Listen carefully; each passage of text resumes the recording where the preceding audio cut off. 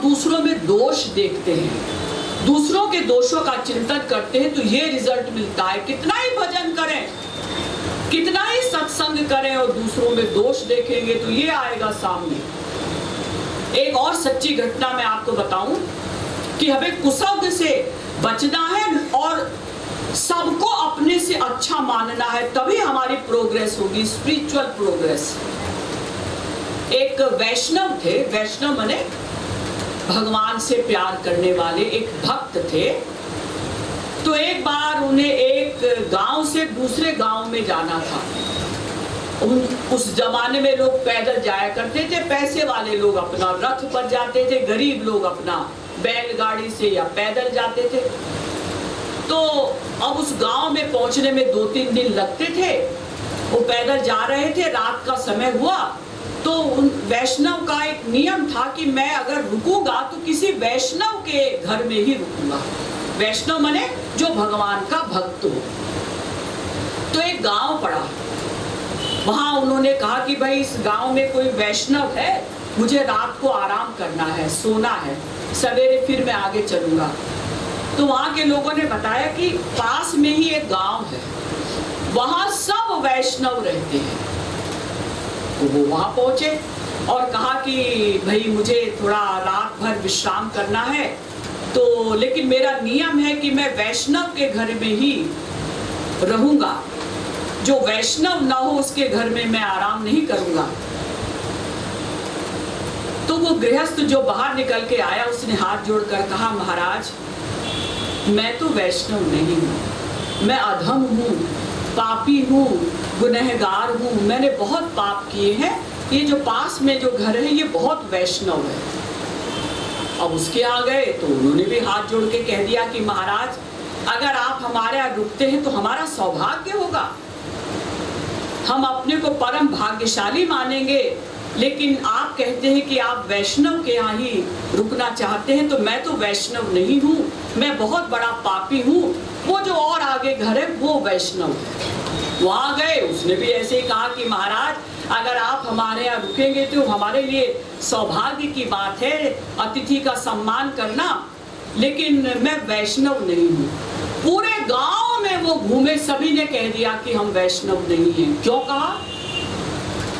वो वैष्णव थे, भक्त थे, सच्चे भक्त थे, इसीलिए वो सोचते थे कि हम अधम हैं, हम पापी हैं। जब हमको ईश्वर प्राप्ति नहीं हुई तो हम काहे के वैष्णव हैं?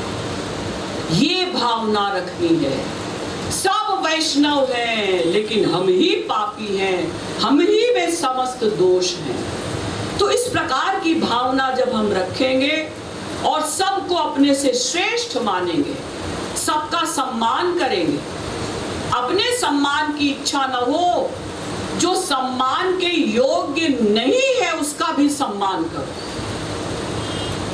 त्रिनादपि सुनीचेन तरोरपि सहिष्णुना अमानिना मानदेन कीर्तनीयः सदा हरिः। चैतन्य महाप्रभु ने कहा कि अगर कोई ईश्वर भक्ति का महल खड़ा करना चाहता है, उसकी नींव क्या है, यानी वो महल मजबूत कब बनेगा? जब उसकी नींव ये हो, क्या हो? त्रिनादपि सुनीचेन, अपने को तिनके से भी छोटा समझो। तरोरपि सहिष्णुना, वृक्ष से भी अधिक सहनशील बनो। अमानिना मान देना, जो सम्मान देने योग्य नहीं है उनको भी सम्मान दो और अपने सम्मान की इच्छा न रखो।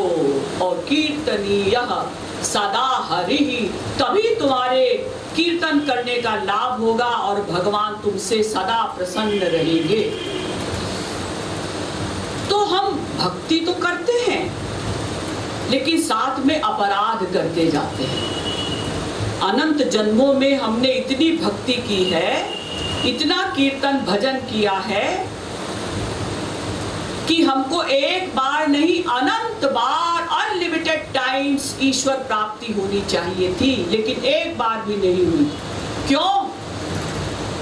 क्योंकि हमने भजन भी किया, प्रवचन भी सुने, संत का संग भी किया, साथ में अपराध भी करते रहे। संत के प्रति अपराध, भक्तों के प्रति अपराध, या साधारण जीवों के प्रति अपराध, दूसरों की निंदा करना, दूसरों के दोषों का चिंतन करना। तो जितनी साधना हम करते हैं वो सब डाउन, जीरो हो जाती है, माइनस में चले जाते हैं हम लोग। इसलिए केवल प्रवचन सुनने की इच्छा रखने से ही कल्याण नहीं होगा। प्रवचन सुनना चाहिए, लेकिन उस पर प्रैक्टिकल अप्लाई भी करना चाहिए। एक संत हुए, अभी तो संसार से चले गए। मैं जब छोटी सी थी, हमारे श्री महाराज जी तो मिल ही गए थे, लेकिन उन संत के पास भी हम कभी कभी जाते थे। तो उन संत से जब कोई कहता, उनका नाम था स्वामी लक्ष्मण दास जी, कि महाराज जी कुछ सुनाइए, हमें कुछ समझाइए, कुछ बोलिए, तो वो यही कहते थे कि सुनते सुनते तुम्हारे कान पक गए हैं, तुम लोग करते कुछ नहीं हो। जो संत समझाते हैं तुम करते तो हो नहीं, खाली संतों से कहते हो कुछ सुनाइए। अरे वो उन्होंने इतना सुनाया है, अब करो। खाली सुनने से ही काम नहीं बनेगा, प्रैक्टिकल आगे बढ़ना है। तो बढ़ने के लिए ही हमें सबसे पहले एक तो ये सोचना चाहिए कि सबके हृदय में भगवान बैठे हैं, हमारे हृदय में भगवान बैठे हैं। तो क्या होगा, हम कोई भी पाप कर्म करने से बचेंगे। जैसे ही हम पाप करने की सोचेंगे भी, अरे हम उनकी कृपा प्राप्त करना चाहते हैं, गुरु और भगवान हमारे हृदय में बैठकर हमारे आइडियाज नोट कर रहे हैं। अगर हम ऐसी गलत बात सोचेंगे, करना तो प्रैक्टिकल बहुत दूर की बात है, सोचना नोट होता है भगवान के यहाँ। शरीर की क्रिया नोट नहीं होती, मन की मंशा नोट होती है, तो सोचना ही नोट हो जाता है। तो अगर हम गलत बात सोचेंगे तो फिर हरि गुरु की कृपा कैसे मिलेगी?